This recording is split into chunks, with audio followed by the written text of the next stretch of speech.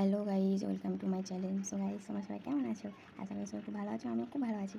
So guys, আজকে একটা টক ঝাল মিষ্টি রেসিপি তোমার সাথে শেয়ার করবো, চলো গাইজ।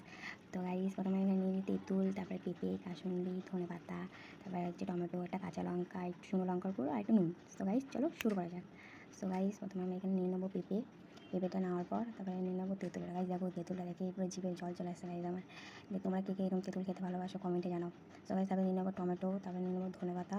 সো গাইজ, এটা আমার ফার্স্ট নিব, যদি একটু ভালো লাগে তো আমারও খুব ভালো লাগবে, চেষ্টা করবো তোমাদের ভালো মনের মতন করার।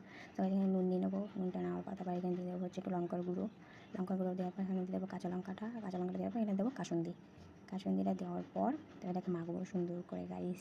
তবে তোমরা কে কে ভালোবাসো এরকম খেতে, আর এই মাখাটা খেতে সত্যি খুব দারুণ লাগে। পেঁপে টেপে দিয়ে তোমরা গাইস চেষ্টা করো বাড়িতে, ট্রাই করে বাড়িতে, খুব ভালো লাগবে খেতে।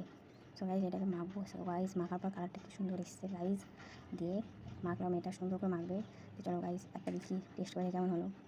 উফ, এটা কি সুন্দর হয়েছিল গাইস, খাওয়ার পর কী বলবো।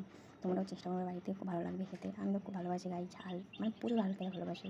তো আমার তো খুব ভালো লাগলো, তোমাদের খুব ভালো লাগবে জানি। সো গাইস, চলো এই ভিডিওটা যদি ভালো লেগে থাকে তো একটা লাইক কমেন্ট শেয়ার করে দিও। Tata, bye, love you.